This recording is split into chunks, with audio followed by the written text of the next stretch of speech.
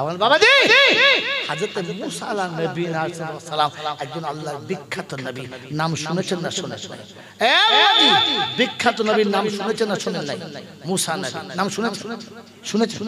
তো মুসা নবী একদিন আল্লাহকে জিজ্ঞাসা করছে, আল্লাহ আচ্ছা আমি তোমার সঙ্গে কথা বলি, তুমি আমার সঙ্গে কথা বলো, এরকম আর কোন মানুষ পৃথিবীতে আসবে যে কথা বলবে? তো আল্লাহ পাক বাঁচায় মুসা, হাসতে বাঁচায় মুসা, কি বলিস কি? বলে কেন কথা হবে? বলে শোন, তোর সাথে কথা বলি চারটা ভাঁজি। কটা ভাঁজি? চারটা। এক নম্বর ভাঁজ হলো তুর পাহাড়ে ছাড়া বলবো না। দুই নম্বর ভাঁজ হলো পর্দা বাইরে বলবো না। তিন নম্বর ভাঁজ হলো বিষয় বেঁধে বলবো। চার নম্বর ভাঁজ হলো টাইম বেঁধে বলবো। যতটা টাইম ততটা বলবো, তার বেশি বলবো না। যে বিষয় বলবো সেই বিষয় বলবো, অন্য বিষয় বলবো না। তিন নম্বর হচ্ছে পর্দার উপরে হবে। কটা পর্দা জানিস? বলে কটা?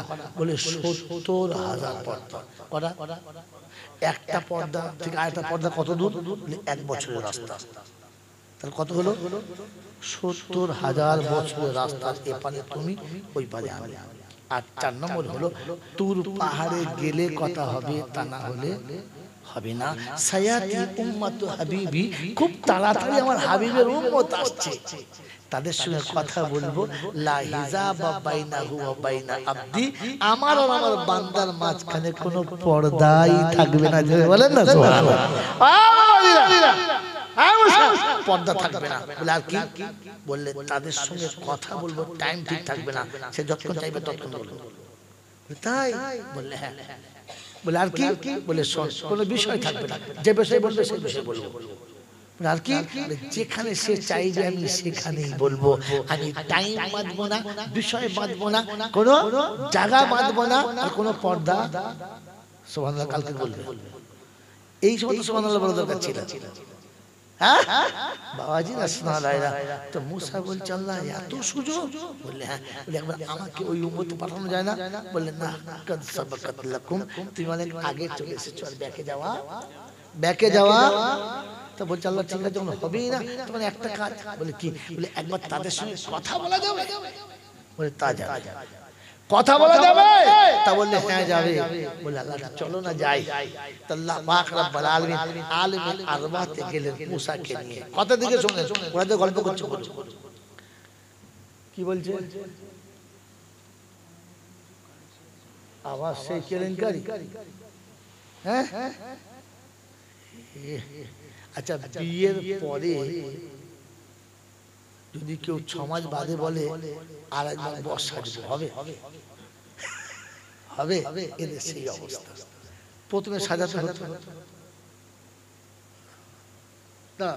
কথাটা শুনে মজার কথা এসছে, সেই সময় মজা করতে। কি বললেন বলে যে কথা বললে হতো। তো আল্লাহ বলে তা তখন আসে না, চলো। মুসা নবীকে নিয়ে আলিমে আরওয়াতে গিয়ে আল্লাহ পাক ডাকছেন, ইয়া আইয়াতুহাল আবদি উম্মাত আইনা উম্মাত হাবিবি, আমার হাবিবের উম্মত কোথায়? তো আওয়াজ দিচ্ছেন লাব্বাইক আল্লাহুম্মা লাব্বাইক। মুসা একদম অবাক, ও আল্লাহ এই কি? আমি নবী জানি না তো। বলে কি? এই রকম জবাব আমি জানি না। বলে হ্যাঁ হয়েছে তো? বলে হ্যাঁ হয়েছে আল্লাহ, কিন্তু। বলে আবার কিন্তু কি? আবার কিন্তু কি? বলছে আল্লাহ এই কথা আমার খুব পছন্দ। বলে শোন, তাহলে এই কথাটাকে স্থিতি রাখতে হবে। বলে ঠিক আছে, আমারও পছন্দ। কিয়ামত পর্যন্ত যারা আমার ঘরে আসবে এই শব্দটা বলতে বলতে আসবে। এখনো যারা উমরা কিংবা হজে যায় কি বলে? লাব্বাইক লা শারীকা লাক লাব্বাইক ইন্নাল হামদা ওয়ান নি'মাতা লাকা ওয়াল মুলক লা শারীকা লাক। বলে না? হ্যাঁ বাবাজি, আসল জায়গা এটা নয়, আসল জায়গা এইটা। আল্লাহ পাক রব্বুল আলামিন তার হাবিবকে তার কাছে ডেকেছে। দিদার হচ্ছে মেরাজের মাস, এটা সবে মেরাজের মাস। কালকে একটা রোজা রাখতে পারেন, পরশু একটা রোজা রাখতে পারেন, খুব সওয়াব। খুব সওয়াব। আল্লাহ পাক তার নবীকে তার কাছে ডেকেছেন, মনে থাকবে ইনশাআল্লাহ। অনেক কথা বলা শেষ না, অনেক সব কথাবার্তা বলে মনের দুঃখ আবেগ যা ছিল সব মিটিয়ে জান ঠান্ডা করে চলে আসছে। আসার সময় একটু দূরে এসে ফের ঘুরে মুখটা তাকিয়েছে। আল্লাহ জিজ্ঞাসা করছে, হাবিব কিছু বলবে? বলে না, আপনি বলেন। কোন মনের মানুষ যদি যাবার সময় বলে থাক আর বলবো না থাক, তো তার মনে শান্তি হবে না দুঃখ হবে? বলছে হাবিব না বলে চলে গেলে আমার খুব কষ্ট হবে। বলছে বললে আমার কষ্ট হবে, থাক। আল্লাহ বলছে শোনো হাবিব, সব কথা রেখেছি ওটাও রাখবো, বলো। বলছে আল্লাহ কথা দাও, আমি বললে তুমি না বলবে না? বলতে পারি। এইটা হচ্ছে ভালোবাসার মানুষের কাছ থেকে কায়দা করে নিজের পাওনাটা বুঝে নেওয়া। হ্যাঁ না না, বলছে হ্যাঁ বলতে পারি, কিন্তু একটা শর্ত। বলে কি? বলে আমি বলবো, আপনি না বলবেন না, বলে যা চাইবো দেবেন। এই যখন বলে ফেলেছে হ্যাঁ দেবো, আর ও যখন বলেছে যা চাইবো দেবেন, এখানে না হবে? হবে না। হাবিব তাই হবে।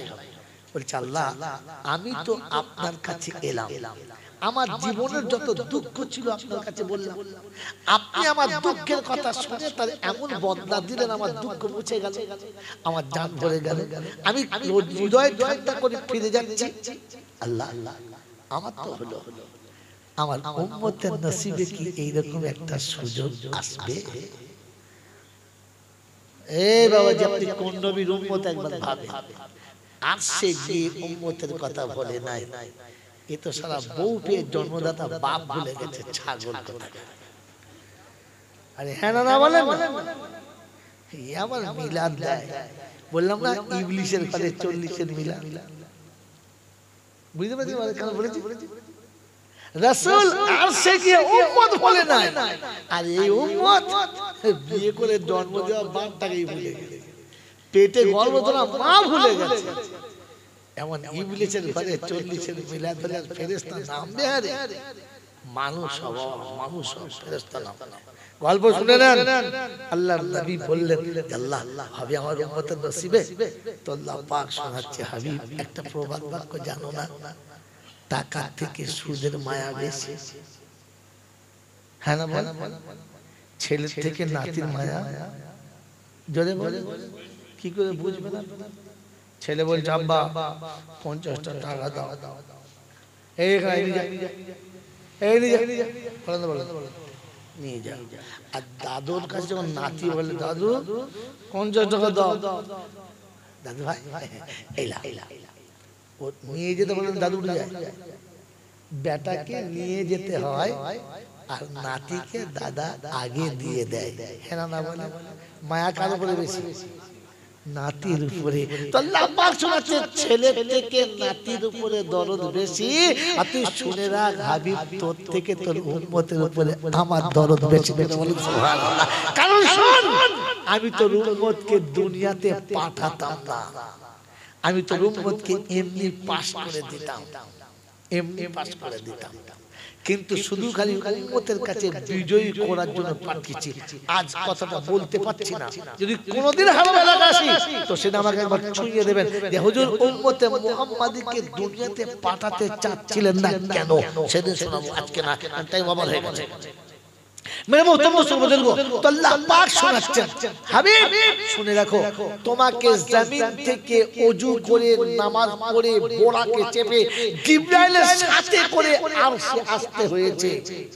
তোর উম্মত যখন আমার সঙ্গে দেখা করতে চাইবে, ও ওযু করে পবিত্র হবে, আসমানের দরজা অটোমেটিক খুলে যাবে, ও নামাজের মুসাল্লা বিছিয়ে দেবে, আর আরশ থেকে কুরসি নেমে সিজদার জায়গাতেই চলে যাবে। যাবে বলেন সুবহানাল্লাহ। তোর উম্মত আল্লাহু আকবার বলে নিয়ত বাঁধবে, আর তোর রব গিয়ে নামাজের মুসাল্লার সামনে বসে থাকবে। তাই আল্লাহ নবী বলেছেন আস-সাজিদু ইয়াসজুদু কাদামাই রহমান, যখন সিজদা করনেওয়ালা সিজদা করে, রহমানের দুটো কদমের উপরে সিজদা করে। যদি বলেন সুবহানাল্লাহ। আল্লাহ পাক শোনাচ্ছে, আমি তোকে এই উম্মত করেছি যে উম্মতের জন্য আমি আল্লাহ সিজদার কথা বলেছি। মনে থাকবে ইনশাআল্লাহ? কি বলেছেন? দোয়া করে দেবো অত কানের কাছে বললে হবে না, তুলে নিয়ে দেবো। বাজিরা সোনারা লালিরা আমার জ্ঞানী জনেরা সুধী মানুষেরা আমার সোনামণি মায়েরা বোনেরা ঠান্ডা মাথায় কথা শুনে রাখে। আল্লাহ পাক শোনাচ্ছেন, তাই নবী সুজা সালাতু মিরাজুল মুমিনিন, আমার মেরাজ আরশে হয়েছে, উম্মত তোমার মেরাজ ফারসে হবে। যদি বলেন সুবহানাল্লাহ। কেন বলেন? আরে ভাই চ্যালেঞ্জ করে বলতে গেলে না রাত ভর চোখের পানি ফেলতে হবে। মুমিনের মেরাজ ফারসে কেন, আরশে কেন না? বন্ধু শুনে রাখেন, যেদিন উম্মতের কাছে লাঞ্ছিত হয়ে রাসূল ধুলাতে শুয়ে গেছেন, ওদিন আল্লাহ বলেছিলেন এতদিন ফায়সালা আরশে হয়েছে, এখন ফায়সালা ফারসে হবে। এতদিন ফায়সালা আমি দিয়েছি, আজ ফায়সালা আমার হাবিব দেবে। যদি বলেন সুবহানাল্লাহ। যে হাবিব জমিনে ফায়সালা দেবে, ও আরশের মালিক ওই উম্মতের সামনে গিয়ে দাঁড়াবে। তাই আল্লাহ নবী বলেন, ইনতাবুদুল্লাহ কান্নাকা তারা, যদি ইবাদত করো তো মনে করো দেখে দেখে করো, আল্লাহকে দেখতে পাচ্ছি। ফাইনাম তারা ওয়া ইনলাম ইয়ারা, আর যদি দেখতে না পাও তো মনে করো আমার অন্ধ চোখ দেখতে পাচ্ছে না, কিন্তু তিনি আমাকে দেখছেন, তিনি সামনে আছেন। মন থাকবেন ইনশাআল্লাহ, মন থাকবেন ইনশাআল্লাহ। এই বন্ধু অনেক গল্প হলো। তা মুসা তখন বলছে, আল্লাহ যা হয়েছে হয়েছে, সব হয়েছে হোক যাক, ও আর আমার দ্বারা অত দূর হতে পারবো না। তবে একটা কথা জানতে চাচ্ছিলাম। বলে কি? বলছে জান্নাতে আমার বন্ধু কি হবে বলেন তো, যে আমার সাথে সাথে থাকবে। জান্নাতে সবার একটা করে বন্ধু থাকবে, আমার বন্ধুকে আল্লাহ বলে কসাই। মুসা হাসছে আর বলছে, সে কি ঝামেলা দেবেন, আমি নবী আর কসাই কোনো জোড়া হলো? আমার বিয়াই, আমি চাচা তো চাচি হবে, দোকানদার হবে। আমি ব্যারিস্টার, আমার বিয়াই ব্যারিস্টার স্কুলে হেডমাস্টার হবে। কি জি, আমি একজন ইঞ্জিনিয়ার আর আমার বিয়াই মুচি, তাই হয়? আমি নবী মুসা কসাই। আল্লাহ বলেন কাউলুন আল ফাসল, আমি যা বলেছি ওটাই ঠিক। তো মুসা তো খুব চড়া নবী, গরম গরম। দেখুন ওলি দুরকম হয়, নরম হয় গরম হয়। নবী দুরকম হয়, নরম হয় গরম হয়। নমুনা শোনা, নমুনা শোনা। দিল্লিতে এক সময়তে দার্স চলছে যে প্রতিটি শহরে যদি 40টা করে ওলি থাকে, একটা করে আব্দাল থাকে। যদি না থাকে শহর ঝামেলা হবে। বলে হবে? বলে বলছে হুজুর দিল্লিতে এই সময় আল্লাহ ওলি কোথায় আছে বলুন তো? তো বেচারি বলে ফেলেছে জামে মসজিদের সামনে তরমুজ বেচছে। তাহলে এদের যে শয়তানের উপরে দাম, ওই চক সালা দেখে আসে ওলি করে সত্যি কিনা। দুপুরে ভাতকে বলছে আমরা শুয়ে চলে আসছে, গিয়ে দেখে এই তরমুজ সাইজ কি তরমুজ, আসলে তো সে তরমুজ নয় আর ও ফলওয়ালা নয়। আল্লাহর ওলি বসে আছে ওই বেশি ব্যবসায় বড় তরমুজ, মিঠা হয় বানাও একটু, তো বানায় আর্ধেক তরমুজ খেয়ে নিয়েছি, একদম ফিকা আর্ধেক খেয়ে নিয়েছি। কি বলি দিয়ে বলছে আচ্ছা বেটা अगर मीठा नहीं है तो छोड़ दो उसको, दूसरा ले फिर একটা কেটে সে বলছে আর্ধেক খেয়ে আর্ধেক নষ্ট করছে, फिर একটা কেটে দিয়ে বলছে বেটা जब हमारे पास कोई मीठा नहीं है तो छोड़ दो। চলে যাচ্ছে, বলছে শালা যদি দোকানদার হতো মেয়েদের চামড়া ফাটিয়ে দিত। তিনটে তরমুজ 3 10 30 কেজি হবে, কেটে ফেলে দিয়েছে। এমনি ছাড়তো ওলি হবে সত্যি। কত বলছে চলে যাচ্ছে শুয়ে আছে। একদিন প্রচন্ড রোদের সময় তালে বেলা কপালে কষ্ট আছে, হুজুর কি যদি মনে না করেন একটা কথা বলবো।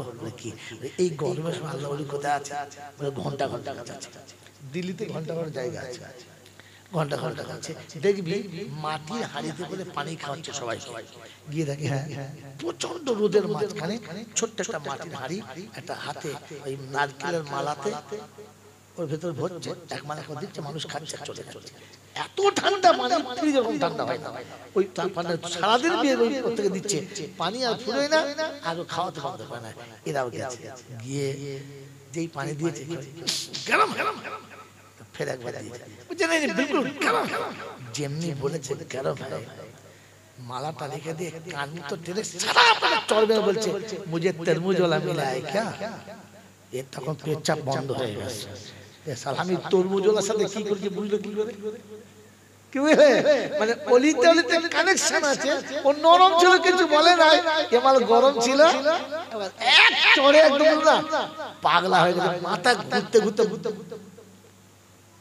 মাদাসে এসে হুজুর কইরে তাকে হুজুর নাই কারণ ইনিও তাই কথা বলেন না কারণ ওলি না হলে ওলি চিনতে পারতো না বন্ধু সব ওলি সমান না সব ওলি সব নবী সমান না টাইম স্ট্যাম্প বেশি আপনাকে শোনাবো না এ বন্ধু অনেকে মনে মনে করে আমরা মনে হয় গল্প জানি না এক একটা ওলির গল্প বললে না ফজর পর্যন্ত পেচ্ছাপ করতে দেবো না ইনশাআল্লাহ আর এমন কায়দা করে বলতে জানি 7:30 ভিতরে কথা কি বুঝলে 10টা কথা বলে 7:30 কথা 2:30টা সত্য বাকি সব গেঁজা করি করে এমন গুলিয়ে বলবো না আপনার মনে হবে যেন ফেরেশতা বলছে আসমান থেকে নামছে কিন্তু মিছ শুনে দেখেন গল্প এই ঘটনাটা যদি আমি মনে করতাম আধ ঘন্টা খেতাম না বাবা যা দিল্লির জামে মসজিদে মাদ্রাসা ছেলেগুলো পড়তো বাবা হঠাৎ মনে করলো আল্লাহর ওলি কেমন দেখতে হবে এই জিজ্ঞাসা করলেন হুজুর গো আল্লাহর ওলি সময় কোথায় আছে বলেন হুজুর আমরা দেখতে চাইছি আল্লাহর ওলি সেই সময় বলেছিলেন বাবা ও বাবা তালবে তোমরা কি মনে করো না বাবা আমি বলে দিতে পারি বেয়াদবি যেন করবে না ওই দিল্লির জামে মসজিদের এক কোণে বসে এক আল্লাহর ওলি তরমুজ বিক্রি করে বাবা তোমরা গিয়ে দেখবে তাকে এই গেঁজা করে সোজা কথা বললে হতো মসজিদের পাশে আল্লাহর ওলি বসে আছে তরুণ হচ্ছে হয়ে গেল তাকে প্লাস্টিকের মতো টেনে জোঁকের মতো টেনে খেলাম ফেরিওয়ালা মাল কথা বুঝে যায় এরকম যখন ফেঁকবে তখন বুঝবে ফেরিওয়ালা ভাই বন্ধ করুন কথাটা গুছিয়ে বলবো আর টেনে কথা বুঝতে পারেন না জাতি সর্বনাশ করছে পীরে আর তার থেকে সর্বনাশ করছে এই মাতালদের সুরে উদুম টেনে যাচ্ছে এরা তাই হযরত মূসা নবী আল্লাহকে জিজ্ঞাসা করছে আল্লাহ জান্নাতে আমার সাথী কসাই হবে তাই হয় বলছে হ্যাঁ আমি যা বলছি ঠিক তো বলছে আল্লাহ বলেন তো লোকটার নমুনা কি রকম বলছে শোন জানতে চাচ্ছিস হ্যাঁ ধর্মতলা যাবি ধর্মতলায় তেমাতার পাশে দেখবি গোশের দোকান ওইটা সকালবেলা উঠে মুসা ধর্মতলায় চলেছে এই ধর্মতলা নয় বুঝানোর জন্য বলেছে সকালবেলা গোশের দোকান ধর্মতলায় খোঁজে না কথা বোঝেন তো মুসা চলে গেছে গিয়ে দেখে হ্যাঁ কষাই মারাত্মক কষাই যেমনি হাইট তেমনি বডি আর গোশের রক্ততে গোটা শরীর একদম ছেবে আছে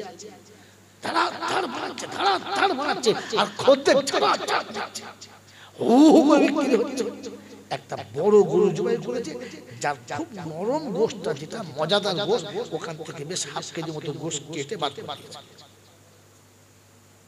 এক পাশে রেখেছে গোটা গরু সব বিক্রি হয়ে গেছে এইবারে ওই গোশটা বার করে ভালো করে ছুরি দিয়ে কিমা বানিয়েছে ফার্স্ট ক্লাস করে কিমা বানিয়েছে প্লাস্টিকের চিকে ভরে ঝোলাতে ভরে চেন টেনে সাতার নামিয়ে এবার চলে যাবে সন্ধ্যা হয়ে গেছে মুসা আস্তে করে কাছে গিয়ে বলছে আসসালামু আলাইকুম ওয়া রাহমাতুল্লাহ ওয়া আলাইকুম আসসালাম কি খবর ভাই ও তো জানে না এই মুসা কি খবর ভাই বলছে ভাই আমি বিদেশি মানুষ রাস্তা যাচ্ছিলাম একটু রাত হয়ে গেছে তা আপনার কাছে মেহমান হওয়া যাবে আজকে দিনটা বলছে হ্যাঁ হয়ে যাবে অসুবিধা কি আছে অবশ্যই হয়ে যাবে তবে আমার একটা শর্ত আছে তো মুসা বলছি আমার কি ভাই মেহমানের শর্ত কি বলছে ভাই শুনুন আমি এখান থেকে সোজা ঘরে যাবো না আমার রাস্তা একটু হোল্ড করবো কাজ আছে ছাড়বো তারপরে যাবো চলো চলে হবে এবার মুসা চলেছে কসাইয়ের সঙ্গে শহর ছেড়েছে গ্রাম ছেড়েছে মাঠ ছেড়ে আবার গ্রামের শেষ প্রান্তে গিয়ে দেখে একটা ছোট্ট ঝুপড়ি পাড়া ঘর তার ভেতরে নিয়ে গিয়ে বলছে বসো তা বসে বেচারি দরজা খুলে ভেতরে চলে গেছে মুসা তাকিয়ে দেখছে ঘরটা ছোট মতো ঝুপড়ি মতো কিন্তু টিপটপ পরিষ্কার পরিচ্ছন্ন ভেতরে ঢুকে রান্না করে ঢুকে আটা বার করে ছানছে চিন্তা করছে আটা ছানছে যাহা কিছু বলবো না চুপ করে বসে তারপর দেখে আটা ছানার ফলে চুলো ধরিয়েছে চিন্তা করছি কি মুশকিল, জিজ্ঞেস করবো, আবার চিন্তা করছি একবার ঠকেছি, দ্বিতীয়বার আর ঠকবো কোথায়? খিজির আলাইহিস সালাম ঠকেছি। আল্লাহ নবী বলেন লাউ সাবারা মুসা লালিমনাল খায়রান কাসীরা, যদি মুসা একটু ধৈর্য ধরতো তাহলে অনেক ভালো ভালো জিনিস জানা যেত। বেচারা হরমর করে সর্বনাশ করছে আর 3 বলি আউট। তো মুসা বলছে ওখানে ঠকেছি আর ঠকবো না, ঠক ঠক আর ঠকবো না, যা করবো কথাই বলবো না। দেখে বেচারা আটা ছেনে রুটি করলো, তারপরে গোশতটা বার করে সুন্দর করে কিমা রান্না করলো, দস্তরখান পাতলো, পানি দিল, রুটি দিল, কিমা রাখলো। এরপরে ভেতরে ছোট্ট ঘরের দরজা খুললো, ভিতর থেকে একটা বৃদ্ধা মহিলাকে কোলে করে ফাঁকে বার করছে। কতটা বৃদ্ধা? গায়ে চামড়ার হাড় ছাড়া কিচ্ছু নেই, মাথায় চুল নেই, মুখ আছে দাঁত নেই, চোখ আছে দেখার ক্ষমতা নেই, এমনি করে পাতাটা তুলে তাকাতে হয়। কোন রকম করে কোলে করে তুলে বসাবে তা বসতে পারে না। তো মুসা আগে বসেছে, কসাই আগে বসেছে, লোক মেয়েটাকে সামনে বসিয়ে সিনার উপরে শুইয়ে নিয়েছে, মুখটা মুখের কাছে। ফের রুটি নিজে হাতে ছিঁড়ে কিমাতে ভালো করে মাখিয়ে পাখির ছানার মতো ঠোঁটের কাছে ধরছে, আর উনি হাত করলে টুকটুক করে দিচ্ছে, আর উনি খাচ্ছে। পেট ভরে খাওয়া হয়ে গেছে, মুখটা সুন্দর করে মুছিয়ে দিয়ে কোলে করে তুলে পরনের পুরাতন কাপড়টা নামিয়ে দিয়ে, বাসি কাপড়টা নামিয়ে দিয়ে, সুন্দর একটা কাপড় পরিয়ে দিয়ে কোলে করে শুইয়ে দিয়েছে। ওই সময় ভদ্র মহিলা হাত তুলে কি যেন বলছে, যার মুখে দাঁত নেই তার কথা বোঝা যায়, আর বাইরে বসে আছে বুঝতে পারছে, দেখতে পাচ্ছে কি যেন বলছে। তারপরে থালা বাটি গুছিয়ে ধুয়ে মুছে রেখে দিয়ে দরজায় চাবি লাগিয়ে এবারে বলছে বন্ধু চলো, দেরি হয়ে গেছে, কিছু মনে করো না, ওই যে শেষের বাড়িটা আমার, ওখানে খানা খাওয়াবো, চলো। মুসা নবী দেখছে আর সহ্য করা যায় না, যাই হোক বলি ফেলি। কি বলি? বলছে ভাই কিছু মনে না করে তার কথা বলবো। বলে কি? বলে এই ভদ্র মহিলা কে? বললেন ইনি হলেন আমার মা। এই বড় যে ছেলেরা, তোমাদের জলসার শেষ নসিহত। বলে মা? বললে হ্যাঁ। তো মা? বললে হ্যাঁ। কি ব্যাপার? বললে শোনো, সকালে ঘুম থেকে উঠি, ছোট্ট ঘর, 2 বাচ্চা চিল্লাচিল্লি করে, তাই সকালে ঘুম থেকে উঠে ফার্স্ট মার কাছে আসে, মায়ের বিছানা থেকে তুলি, বাসি বিছানাটা পাল্টে দিই। মা বয়স্ক, যদি কোনো সময় শরীর নোংরা হয়ে যায় নিজে হাতে ওটাকে ধুয়ে পরিষ্কার করি। মায়ের বাসি কাপড়টা আমি পানিতে ভিজিয়ে দিই, মাকে পরিষ্কার করি, মাকে সুন্দর বিছানায় শুইয়ে দিই। তারপরে ওই নোংরা কাপড়গুলো নিজে হাতে ভালো করে কাচি, কেচে শুকোতে দিই। তারপরে মাকে টিফিন খাওয়াই। এরপরে হাত মুখ ধুয়ে আমি বাড়িতে গিয়ে টিফিন খাই, তারপর দোকানে যাই।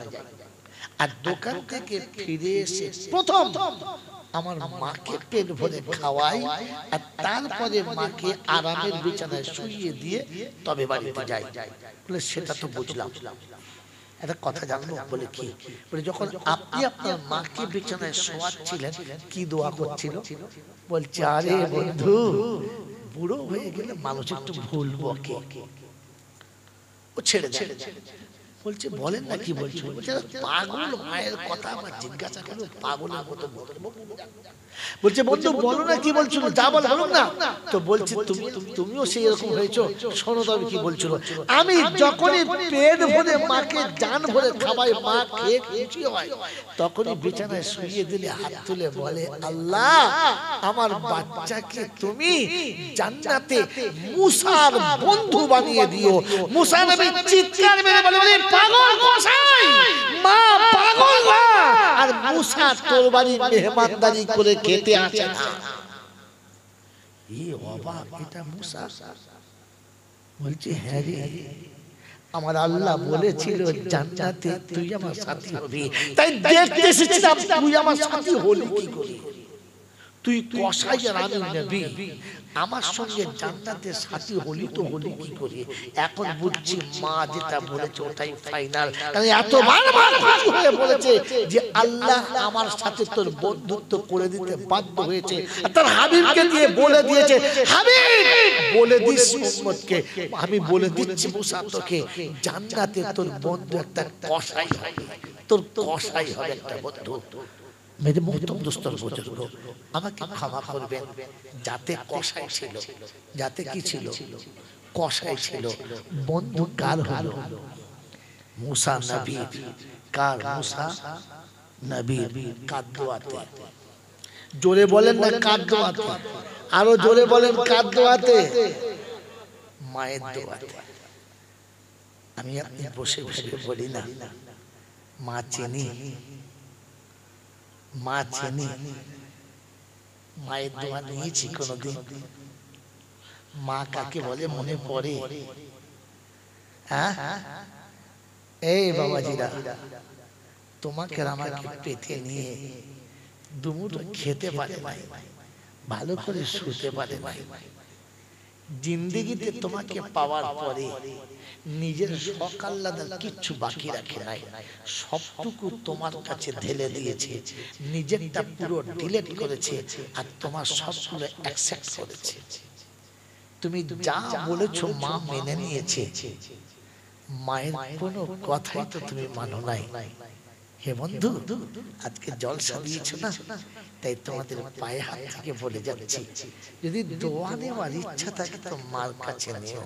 কার কাছে? জোরে বলেন কার কাছে? মায়ের কাছে। কেন জানো? কেন জানো? আল্লাহ পাক রব্বুল আলামিন বলেন, আমি যদি কারোর সুপারিশ মেনে নিই, আমি যদি কারোর কাছে বসলে রাজি হই, তো সেটা তোর মা, সেটা তোর মা, সেটা তোর মা। তুই যখন মায়ের কোলের কাছে বসিস না, তখন ফেরেশতারা গর্ব করে, আমার কাছে বলে, আল্লাহ, এক বাচ্চা তার মায়ের কোলের কাছে বসেছে, কি সুন্দর দৃশ্য, দেখলে জান ভরে যায়।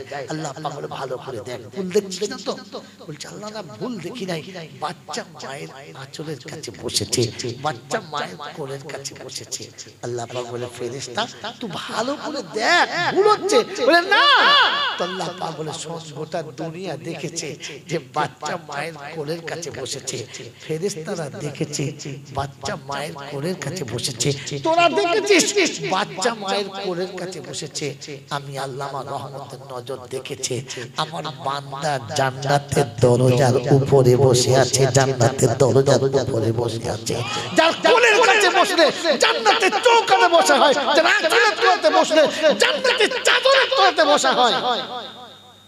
এমন মার কাছে দোয়া নিয়েছো? নিয়েছো?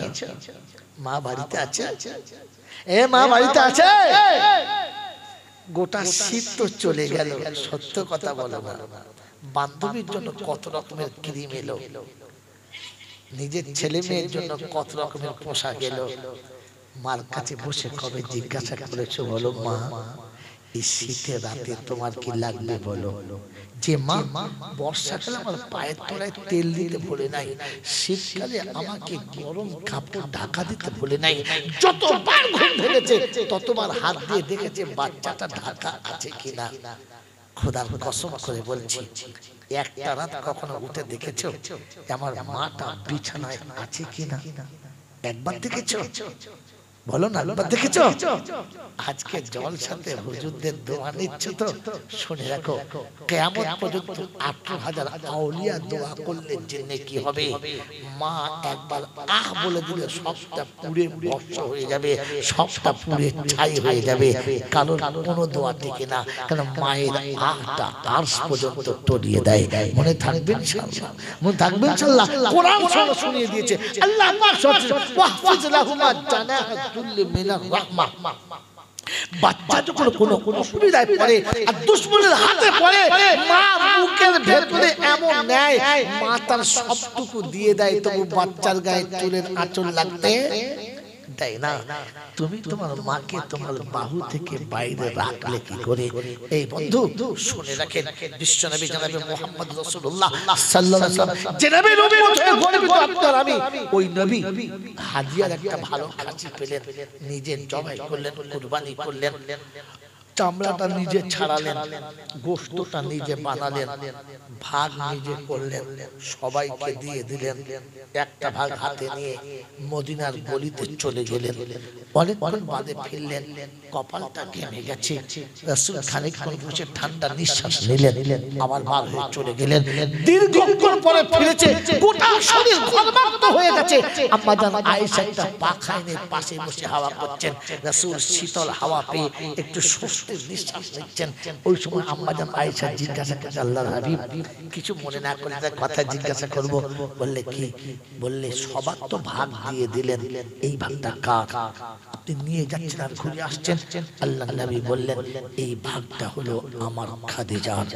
আম্মা জান আয়েশা বললেন, ইয়া রাসূলুল্লাহ বিয়াদবি মাফ করবেন, তিনি তো অনেক আগে দুনিয়া ছেড়ে চলে গেছে, কার জন্য নিয়ে যাচ্ছেন? আল্লাহ নবী বললেন, আয়েশা খাদিজা চলে গেছে, তাই বলে আমি ভুলে গেছি? খাদিজা চলে গেছে, আমি ভুলে যাই নাই। খাদিজা চলে গেছে, আমি ভুলে যাই নাই। এটা আমার খাদিজার ভাগ, আমি হাতে করে নিয়ে ঘুরছি, মদিনার গলিতে গলিতে ঘুরে বেড়াচ্ছি।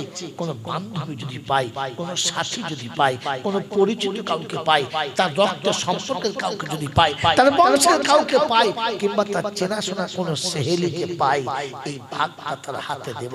আর খাদিজার কাছে গিয়ে বলবো, খাদিজা তুমি চলে গেছো, আমি ভুলে যাই নাই, আমি তোমাকে মনে রেখেছি, তাই তোমার ভাগটা তোমার বান্ধবীর হাতে দিয়েছি। আপনি আমি সেই নবীর উম্মত? হ্যাঁ না না? জোরে বলেন না হ্যাঁ না না? যে মা ঈদের দিনে আমাকে না সাজিয়ে সাজতো না, যে মা খুশির দিনে আমাকে না খুশি করে খুশি হতো না, যে মা আমাকে না হাসিয়ে হাসতো না, যে মা আমাকে না খাইয়ে কোনদিন খেত না, যে মা শুধু আমার জন্য সব করেছে, নিজের জন্য কিচ্ছু করলো না, আজ সেই মা সব রেখে দিয়ে চলে গেছে। মনে পড়ে মায়ের কথা? মনে হয়? ঈদের দিনে যখন বাজার করেছেন, বলেন তো মায়ের জন্য প্রথম শাড়ি কে কিনেছেন? মৃত মায়ের জন্য প্রথম শাড়ি কে কিনেছেন? অনলি ফর এক পিস বিবি শাড়ি এসেছে, বন্ধু শাড়ি এসেছে, বাচ্চার শাড়ি এসেছে, বেটির পোশাক এসেছে। মা ভুলে গেছে? মনে নাই? মা তোমাকে না কিনে দিয়ে কিনতো না, মা তোমাকে না সাজিয়ে দিয়ে সাজতো না। এখন মা কিছু বললে বলে তুই মিথ্যা কথা বলিস, মা মিথ্যাবাদী। মা মিথ্যাবাদী, তুই তো মানুষ হতি না, জানোয়ার হতিস। যেদিন তো শখের শাড়িটা কিনতে গিয়ে, তো শখের পোশাক কিনতে গিয়ে মা পুরাতন শাড়ি পরেছে, আর তুই জিজ্ঞাসা করছিস মা তুমি শাড়ি নেবে না? তো বলেছে গত বছরের শাড়িটা এখনো নতুন ভাঁজ করা রয়েছে, তাই পুরাতন শাড়ি আর নেবো না, ওটাই পরবো, এবছর আর নেবো না। ঘরে শাড়িও ছিল না, কিন্তু মায়ের শাড়ির টাকা দিয়ে তোকে সেদিন দামি পোশাক কিনে দিয়েছে। আর মা সেদিন মিথ্যা বলে নিজের মনকে বুঝিয়েছে আমার সন্তান বড় হবে। আজ সেই মা তোর কাছে মিথ্যাবাদী। বল, সেই মা মিথ্যাবাদী হয়ে গেছে না? হ্যাঁ না বলেন না? আজকের বাজারে গিয়ে যখন 10,000 টাকার বাজার করেছি, 20,000 টাকার বাজার করেছি, 50,000 টাকার বাজার করেছি, তখন একটা 2,000 টাকা তোমার শাড়ি মায়ের জন্য কিনতে পারি নাই। শাড়িটা প্রথম কিনে নিয়ে বগলে রাখতাম, সবার বাজার হয়ে যেত, সবার বাজার নিয়ে বাড়ি যেত। তুমি শাড়িটা নিয়ে তোমার মায়ের বোন কোনো খালার হাতে, কোনো মাসির হাতে, কোনো ফুপুর হাতে, কিংবা মায়ের কোনো বান্ধবীর হাতে, কিংবা তোমার মায়ের কোনো জায়ের হাতে, তোমার চাচিমার হাতে, আর দিয়ে বলতে চাচিমা মা তো ওইদিন চলে গেছে, আর তো কোন আসবে না, তাই শাড়িটা পরে তুমি নামাজ পড়ো। চাচির হাতে শাড়িটা দিয়ে, ফুপুর হাতে শাড়িটা দিয়ে, খালামার হাতে শাড়িটা দিয়ে ছুটে মায়ের কবরের কাছে গিয়ে বলতে পারলে না যে মা তুমি চলে গেছো, আমি বলি নাই। সবাই মা বলে ডাকে, আমি দেখি আমার তো মা নাই, তাই তোমার শাড়িটা তোমার বান্ধবীর হাতে দিয়ে এসেছি মা, তোমাকে ঠকাই নাই, তুমি আমাকে ভুলে গেছো, আমি তোমাকে ভুলি নাই, তাই তোমার কবরের কাছে ছুটে এসেছি। বলেছি কোনদিন? মা পর হয়ে গেছে, মা পর হয়ে গেছে। রব্বে জুল জালাল বলে বাচ্চা যখন মায়ের কবরের কাছে আসে আর কবরে হাতটা বুলিয়ে বলে মা তুই আমাকে মাফ করে দে, রব্বি রহমহুমা কামা রব্বায়ানি সাগীরা। আমি ফেরেশতাদের ডেকে জিজ্ঞাসা করি কি বলে রে? বলছে আল্লাহ তুমি যা বলেছো তাই বলে। কে বলে? বলে বাচ্চা এসেছে মায়ের কাছে, অসহায় সন্তান নিরুপায় হয়ে মায়ের কবরের কাছে হাত তুলেছে, আর তুমি যা বলেছো তাই বলেছে। আল্লাহ পাক বলে ফেরেশতা সাক্ষী থাক, ও যা বলেছে শুনেছি, ও যা করেছে দেখেছি, তোকে সাক্ষী রেখে সাক্ষী থাক। ওই বাচ্চার চোখে পানি আসার আগে আমার রহমতের দরিয়া বাঁধ ভেঙে গেছে, ওর ক্ষমা চাওয়ার আগে ওর জীবনের গুনাহগুলো মাফ হয়ে গেছে, ওর বাপের কবরটাও জান্নাতের বাগান হয়ে গেছে। এই বাবাজিরা, ওই চলে যাওয়া মায়ের কথা মনে রাখবো, রাখবেন ইনশাআল্লাহ, মনে রাখবেন ইনশাআল্লাহ। আগামী দিনে এরকম অনুষ্ঠান হবে, আর আমি আপনি অনুষ্ঠানে প্রাণ ভরে সাড়া দেবো, প্রাণ ভরে সাড়া দেবো।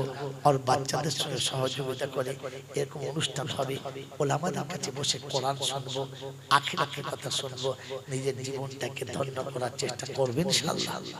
জোরে বলেন করবেন ইনশাআল্লাহ, করবেন ইনশাআল্লাহ। তো বলেন কেন কিসের জন্য? অপরাধ থেকে বলতে হবে না,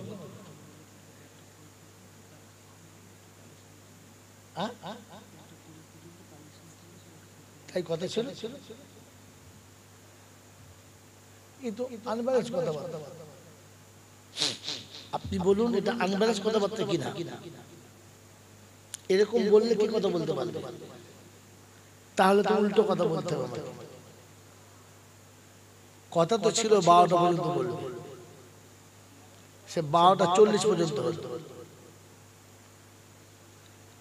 আবার একটু কি ও তো বাচ্চারা বলেছে, তারা যারা কিচ্ছু বোঝে না, তার তো বোঝা দরকার ছিল যে মানুষটার কথাটা নিয়ে যাবে কি করে। তাকে তো প্রথম বলতে হতো এই পর্যন্ত, তাহলে আমি তো কথাটা সেইভাবে কেটে নিয়ে যেতাম। আপনি তো কথা বলেন না, জানেন না যে কথার ভারী নষ্ট করে কথাটা ধরতে পারবে না। আর কথাটা এখন কি দিয়ে কথাটা ধরবে? আধ ঘন্টা আগে তো কাগজে লিখে দিতে হতো যে আমাদের এখানে ভিখারি অনেক বেশি আছে, রান্না কম হয়ে গেছে, এখন রান্না করছি, লিখতে পারতো। এগুলো তো হচ্ছে শুধু খালি অবাঞ্ছিত আবদার করা। বলেন একটা অবাঞ্ছিত আবদার কিনা? বলেন বলেন বলেন। এগুলো মোটেই ঠিক না, এটা একদম ঠিক ঠিক। বাবাজিরা সোনারা লালেরা জ্ঞানের জন্য শুনে আমার পরে কি আছে? তো এরপরে লম্বা কথা কোনো কথাই ছিল না। যারা বলেছে 1:20 পর্যন্ত, ওদেরকে আমার সামনে দেখো, কে বলছে? দেখো ছেলে কোটা, আমি 1:20 কোন 1:30 পর্যন্ত বলবো, ছেলে কোটা দেখো। আচ্ছা বলবেন বলবেন, আর কে কে সামনে দেখো, দেখো ছেলে কোটা সামনে আসবে, কি করে বলবো, কাকে বলবো আমি? তারা পিছনে থাকার কারণটা কি? দেখো ছেলে কটাকে, আমি 1:30 পর্যন্ত বলবো, চিন্তা নাই। দেখো দেখো, আমি যাদেরকে বলবো, যারা আমার কাছে আবেদন করছে, তারা দেখো চট করে দেখো, দাও চট করে। কোনো কথা বলার আগে ভাবে না কিচ্ছু। কি বলেন বাবাজি? কেউ বিতৃষ্ণ হবেন না। যখন শখ করে বলেছে, তাদের শখটাও রাখতে হবে, হ্যাঁ না? কিন্তু যাদের আমি শখ রাখছি, তাদেরকে আমাকে দেখতে হবে আমি কাদের শখটা রাখছি। কথা বোঝেন নাই? বুঝতে পারছেন? তাদেরকে অসম্মান করার জন্য রাখছি না, লাঞ্ছিত করার জন্য রাখছি না, খারাপ আমি দেখতে যাচ্ছি সেই ছেলে কটা কোন ছেলে কটা, যাদের কথা আপনারা বলছেন। আপনারা তো কি বলছেন? আপনারা যদি বলতেন বলুন, আলাদা কথা। আপনারা বলছেন যে ছেলেরা বলছে, তার মানে আপনারা বলছেন না, যারা বলছে তারা বলছে। যারা বলছে কি যে আর আপনারা থাকা যাবেন, থাকা যাবেন ইনশাআল্লাহ।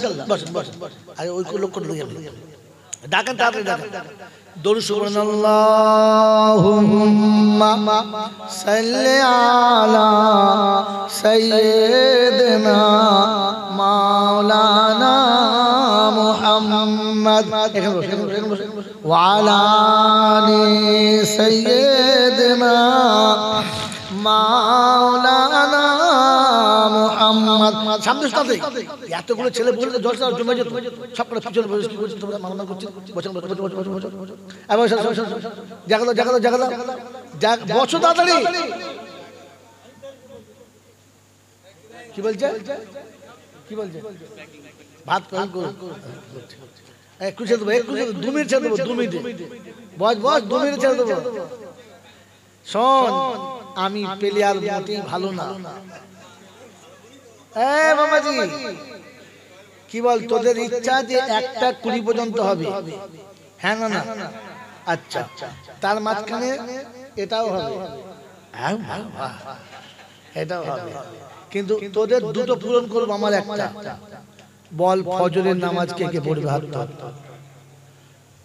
হাত তুলে যদি নামাজ না পড়িস এইসব বদদুয়া করবো না। দাঁড়িয়ে দাঁড়িয়ে পেচ্ছাপ করে, পেচ্ছাপ হবে। হাত তোল হাত তোল হাত তোল, এই মাল পড়বি না। এরা ফজরের নামাজ পড়বে না, এদের কথা শুনে ওরা বলছে বল এসা নামাজ পড়েছিস? একটা পড়ে, এসার নামাজ একটা পড়ে না, ফজর ইনশাআল্লাহ পড়বে না। এরা জিদ করছে, আর পাগল্লা তাদের কথায় হ্যাঁ বলছে। আল্লাহ তোদের ভালো করুক, তোদের শাশুড়ি ভাগাড়ে মরে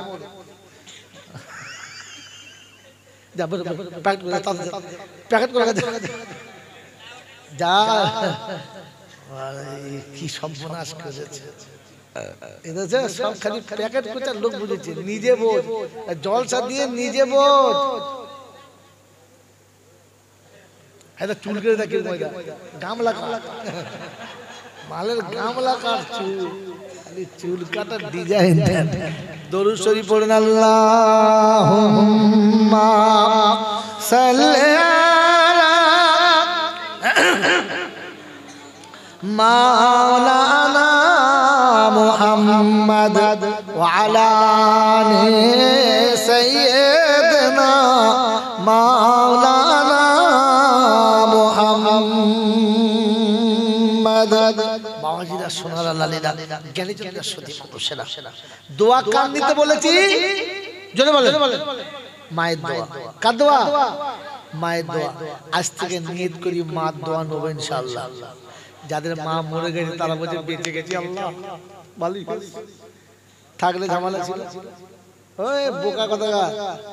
যাদের মা মরে গেছে আল্লাহ তাদেরকে মায়ের কবরের কাছে গিয়ে দোয়া নিতে বলেছে। মনে থাকবে ইনশাআল্লাহ, মনে থাকবে ইনশাআল্লাহ। যে জ্যান্ত মাকে ভাত দেয় না আর মাকে নিজের বাড়িতে রাখে না, এর নাম খবিশ। এর নাম কি? ইবলিস। এর নাম কি? জোরে বলেন। ইবলিসের বাড়িতে 40 মিলা ফেরেশতা নামবে? নামবে না। তবে মনে থাকে যেন, মনে থাকবে ইনশাআল্লাহ। তাই মেরাজের ঘটনা শোনাচ্ছিলাম। বিশ্বনবী জনাবে মুহাম্মদুর রাসূলুল্লাহ সাল্লাল্লাহু তাআলা আলাইহি ওয়াসাল্লাম শোনাচ্ছেন, আরশে আজিমে আমি আল্লাহ পাকের কাছে গেছি আর জিবরাইল আমাকে নিয়ে জান্নাতে ঘুরে বেড়াচ্ছে। জান্নাতে ওই সময় জান্নাতের বাগানে, ওই সময় জান্নাতের বাগানে লাউড স্পিকারে কোরআনে পাকের তেলাওয়াত চলছে। কিসের তেলাওয়াত? জোরে বল রে বাবা, বাবা কত আমি খাই গল্প করছি, সেই সমাজ করে বায়ানটা শুনে না, আল্লাহর বান্দা কথা শুনে না রে। ওই জান্নাতের বাগানের ভিতরে রাসূল কোরআন শুনছে। কি শুনছেন? কোরআন। আল্লাহ রাসূল থমকে দাঁড়িয়ে গেলেন আর জিজ্ঞাসা করছে জিবরাইল, বলে কি নোমান বিন হারিস কখন এলো জান্নাতে? নোমান বিন হারিস জান্নাতে কখন এলো? বলছে রাসূলুল্লাহ আসে নাই তো। বলছি তো তেলাওয়াত চলছে নোমান বিন হারিসের। বলছে হ্যাঁ। ইয়া রাসূলুল্লাহ, এই নোমান বিন হারিস মদিনায় বসে বসে কোরআন পড়ে আর আমরা জান্নাতে বসে বসে কোরআন শুনি। লাউড স্পিকারে জোরে বলে সুবহানাল্লাহ। আল্লাহর নবী সাল্লাল্লাহু আলাইহি ওয়াসাল্লাম মেরাজ থেকে ফিরে এসে জিজ্ঞাসা করতে, বাহ বাহ বাহ, এই মর্যাদা, এই মর্তবা, এই মুজিজা তুমি পেলে কোথা থেকে? যে আমি জান্নাতের বাগানে তোমার তেলাওয়াত শুনেছি। নোমান বিন হারিস বলেন, ইয়া রাসূলুল্লাহ, ইয়া হাবিবাল্লাহ, মায়ের খিদমতের বদৌলতে, মায়ের পদসেবার বদৌলতে, মায়ের পায়ের ধুলোতে পেয়েছি, মায়ের পায়ের ধুলোতে। কার পায়ের ধুলোতে? জোরে বলে। রাসূল শোনাচ্ছে নোমানকে, আর নোমান শোনাচ্ছে, ইয়া রাসূলুল্লাহ, এই মুজিজা, এই মর্যাদা মায়ের পায়ের ধুলোতে পেয়েছি। এ মুসলমানের ছেলে মায়ের পায়ের ধুলো নেয় না, কোথায় গিয়ে কবরের ধুলো কুড়িয়ে চিটে খায়। বাবার কবরের ধুল ধুল খট খট। ফেরেশতা মনে মনে করছে, তোর ঠোঁটে নাম্বার দিচ্ছি, জাহান্নামে জুতোই করে মারবো।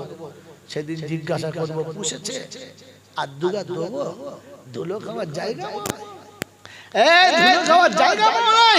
যদি ধুলো খেলে বরকত হতো, তাহলে মদিনা থেকে খেজুর আনতো না, মানুষ নবীর মাজার থেকে ধুলো আনতো।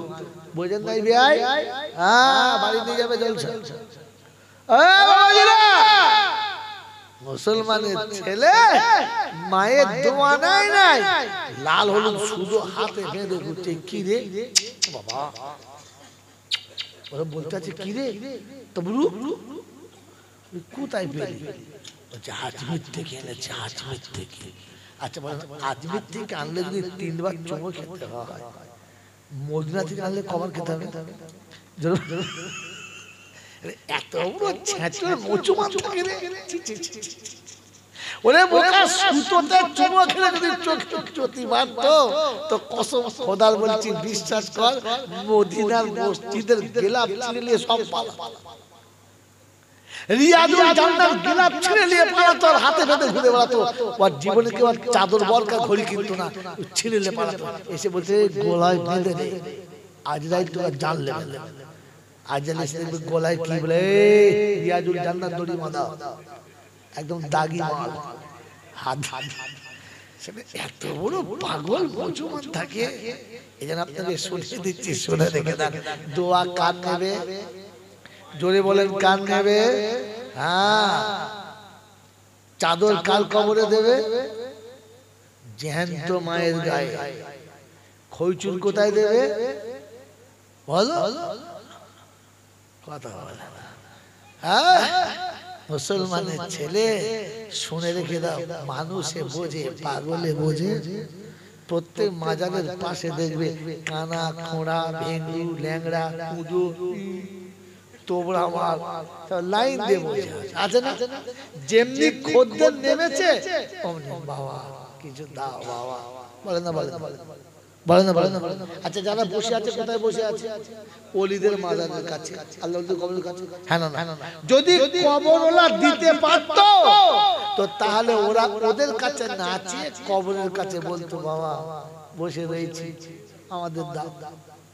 কারণ ওরা জানে কবর দিতে পারে না, দিলেই জ্যান্ত মানুষগুলো দিতে পারে। এটা কানা বোঝে, কোনা বোঝে, ভেঙ্গু বোঝে, এ মাতাল বোঝে, মাতাল বোঝে না। এই জন্য বলে দিয়ে গেলাম, কিছু মনে করবেন না। জলসা শেষ প্রান্তে বলে দিলাম, দোয়া নিলে মায়ের নিও, আর কিছু দিলে মায়ের হাতে দিও। কোথায় দিও? জোরে বলে, মায়ের হাতে দিও। মনে থাকবেন চাল্লা, থাকবেন চাল্লা। আল্লাহ পাক রব্বুল আলামিন শুনিয়ে দিয়েছেন, আল্লাহ পাক রব্বুল আলামিন শুনিয়ে দিয়েছেন। আমি আল্লাহ শোনাচ্ছি, তোমাদের খরচা যখন করবে, তো সর্বপ্রথম মায়ের হাতে দিও, বাপের হাতে দিও। এই খরচাটা সব থেকে দামি খরচা, সব থেকে ভালো খরচা, এর বদলা সব থেকে বেশি। আমার বন্ধুরা, যারা এতক্ষণ কষ্ট করে জলসা শুনছি, ওই অন্ধকার কবরে চলে যাওয়া পিতা মাতার কবরটা জান্নাতের বাগান বানানোর জন্য, আর মাকে পাওনাদার হিসেবে কিছু দেওয়ার জন্য কোন সন্তান আছে যে আগামী বছরের জলসার জন্য 1,000 টাকা দেবে? 1,000 টাকা। আলহামদুলিল্লাহ। কি নাম বলো? তরিকুল মোল্লা নেবে কোন মোল্লা? ও দাদা তোমার মাল কই সব? দেখো যারা টাকা নেবে তারা নয়, বলছে আদায় করে। কোনটা যেটা সত্যি তো বুঝতে পারি না। এই আর সেই, এই মাল সেই ধান। কি নাম আপনার? বাবা কি নাম? কাবিল মোল্লা। ওনার কি নাম? তরিকুল মোল্লা। আর এখানে কে? হাবিল মোল্লা।